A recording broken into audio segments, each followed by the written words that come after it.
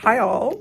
So this is an original video, kind of the video that started my whole journey over on the Clock app.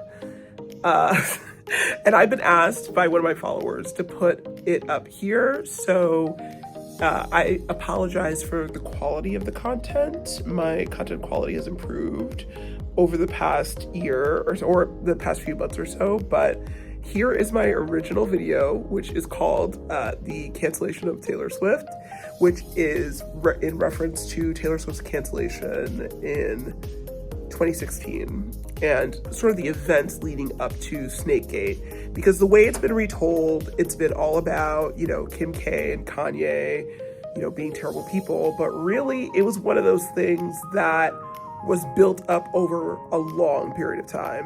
And by the time it happened, at that point, it was inevitable. It just was a matter of what was going to happen to kind of tip it over the edge.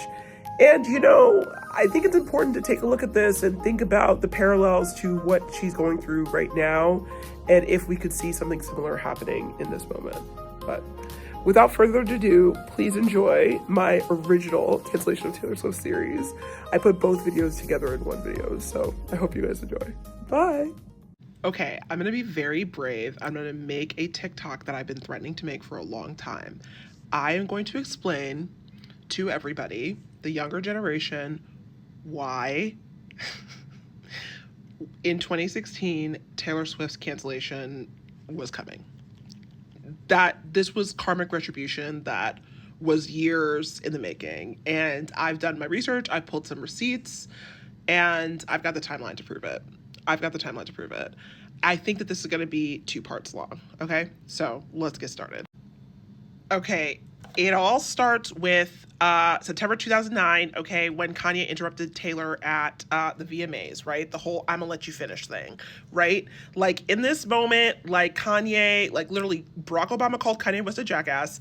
Like, Taylor Swift became, like, a victim, America's sweetheart overnight.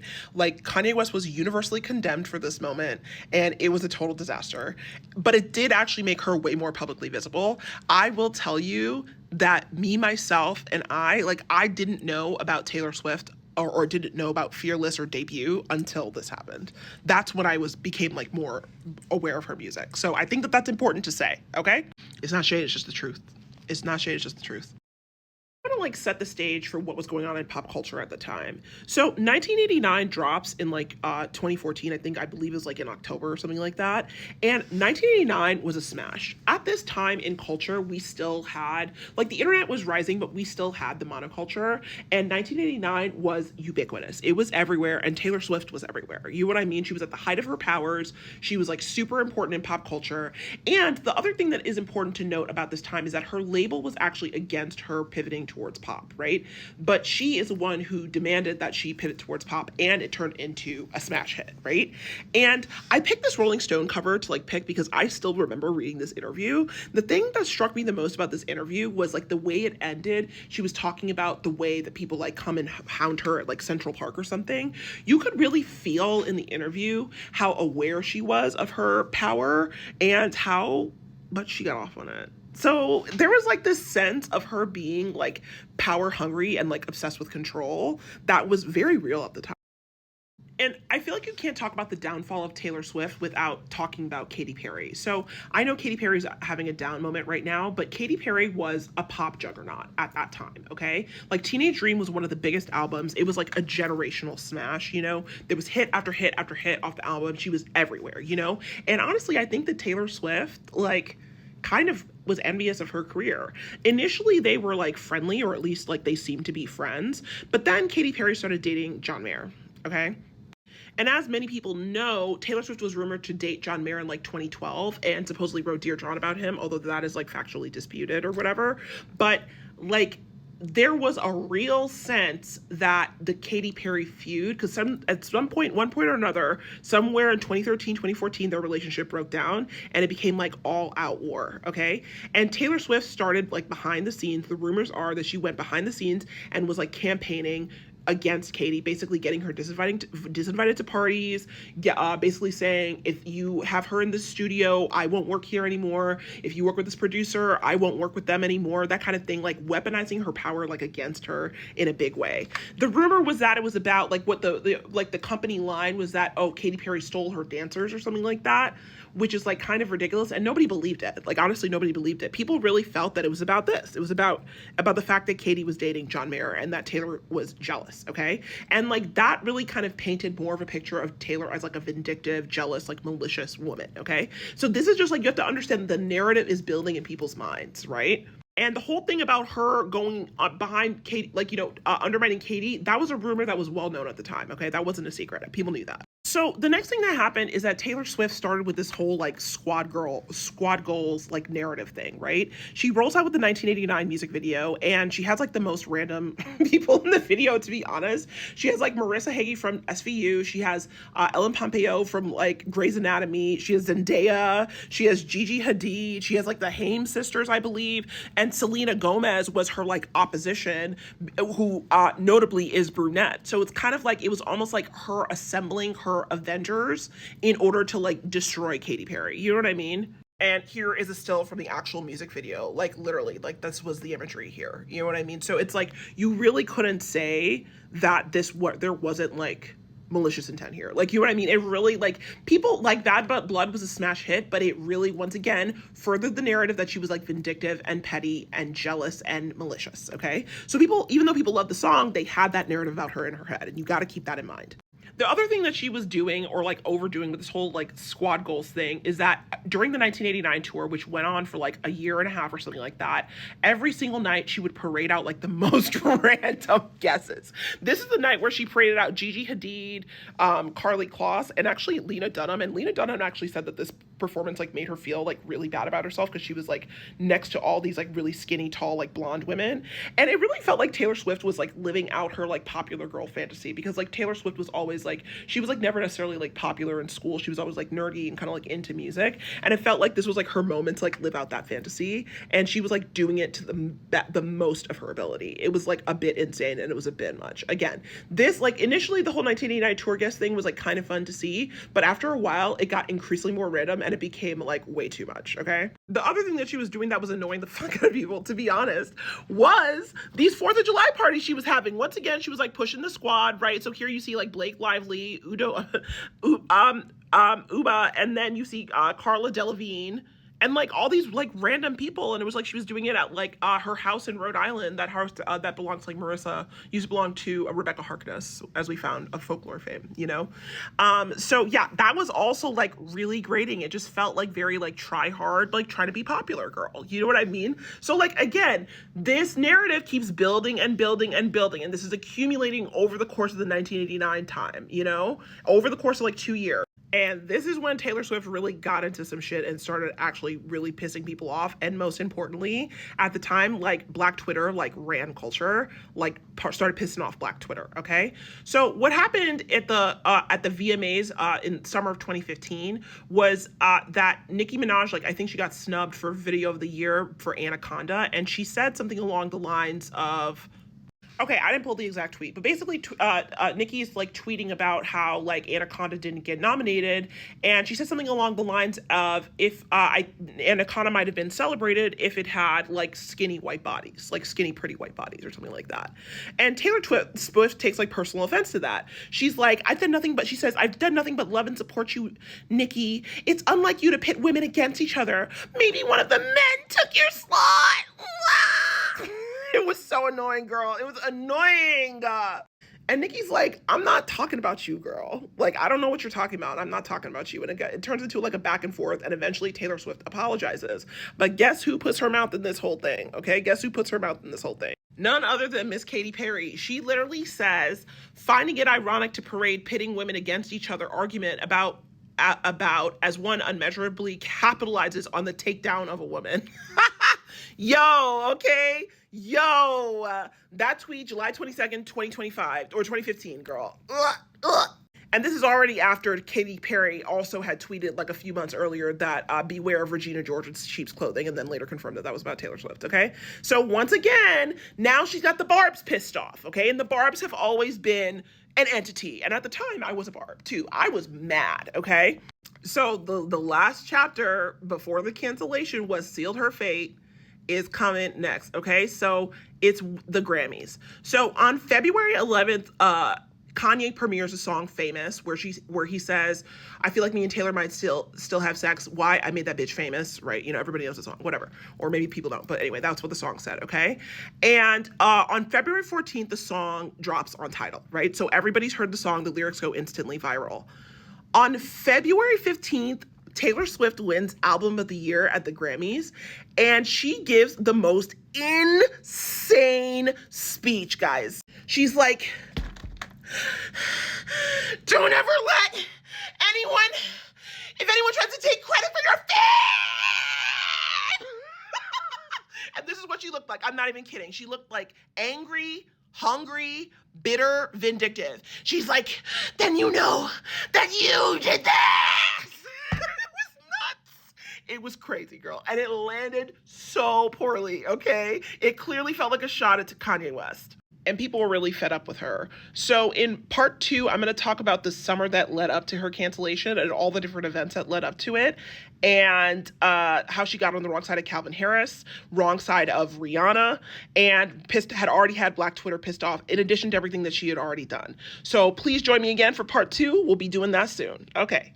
Don't kill me, Swifties. I'm just telling the facts. Are we ready for part 2 of how Taylor Swift got canceled? I think we're ready. Okay, so this starts out with, like, I went back and checked the dates.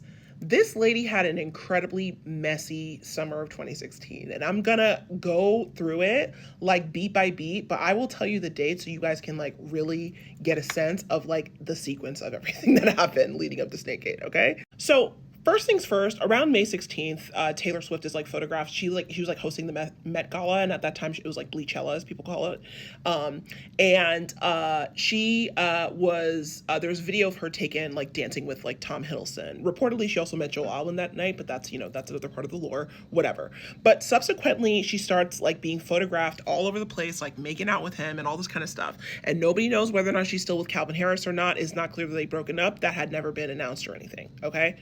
So this is like May 16th. Keep that in mind. So on June 16th, exactly a month before Snakegate, okay, Kim K sends out a warning shot to Taylor Swift, okay? She gives an interview to GQ, and in the interview, she says something along the lines of, I don't understand why Taylor had that reaction at the Grammys.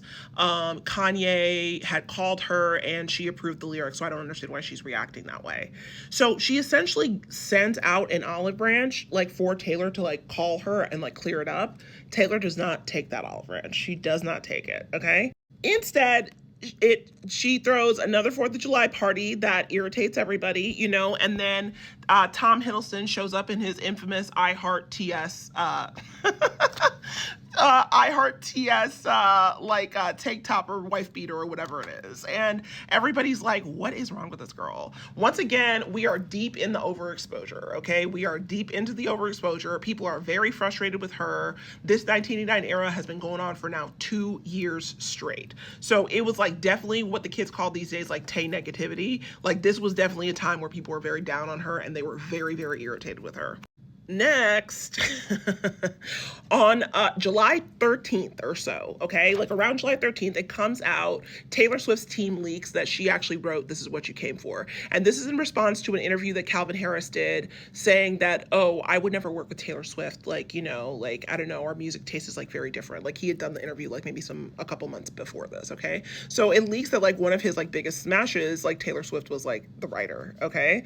And Calvin Harris like basically messy boots like drags her on Twitter. So here you go. So basically he says like he's basically like she's the one who wanted to be a ghostwriter, like that's the reason why she had a pseudonym on it, so like it wasn't purposeful, but also like I don't know why. He literally goes, I know you're off tour and you need someone new to try to bury like Katy, etc. But I'm not that guy. Sorry, I won't allow it. He says, please focus on the positive aspects of your life because you've earned a great one. God bless everyone. Have a beautiful day. Girl, messy boots. It was so messy. It was so messy because once again, this is now people confirming the narrative like I built for you guys in part 1 that Taylor Swift had been behind the scenes trying to destroy Katy Perry's career, which again furthers the narrative that Katy Perry herself, the way she put it, was that she was Regina George in sheep's clothing, and further deepens the irritation the public had for her, right? And also, it's important to note that This Is What You Came For was a Calvin Harris and Rihanna song. Yeah, Rihanna. And I know that Rihanna has not put out music for a long time, and maybe like some of y'all would not know what an important artist she was, but Rihanna was like the most culturally relevant artist of the 2010s. And that is evidenced by the fact that she has seven diamond certified records. By contrast, Taylor has 2. Like, Taylor's a streaming juggernaut, do not get me wrong. Rihanna has 7, Taylor has 2. So in terms of cultural capital, it really felt like she was going against Rihanna, which was not a good move. And that also further pissed off Black Twitter, okay? And you have to remember that she had already pissed off Black Twitter via Nicki Minaj. She pissed off the Barbs beforehand, right? And now she's pissing off the Navy, right? And people also, like the Black community in general, had some resentment. Like, people had mixed opinions on the "I'm gonna let you finish" moment back in 2009. But as far as everybody knows, like, Kanye and Taylor were friends, you know, because he got her these flowers. Here are the flowers. He got her this like big, weird, pretty, but probably thousands of dollars, like $10,000 flower cake or whatever. And she posted it on her IG, and she literally says in the video, I just rewatched it to jog my memory, she literally says, "Oh, that was my Instagram post that got the most likes ever." So people already think that she's fine with Kanye West, but then they have this perception that she suddenly turned on him at the VMAs. So all this is to say the ground was fertile. This lady had already gone out of her way to take down Katy Perry, right? Was pissing everybody off with all the squad goals stuff, parading around her model friends and doing all this nonsense, pissing everybody off with this Tom Hiddleston every 2 seconds, making out with him when we don't know if she's still with Calvin or not. So clearly, like, being vindictive towards her ex-boyfriend. You know, now Calvin Harris himself is coming out and saying, now you're burying me like you want to bury, you're trying to bury me like you want to bury Katy Perry.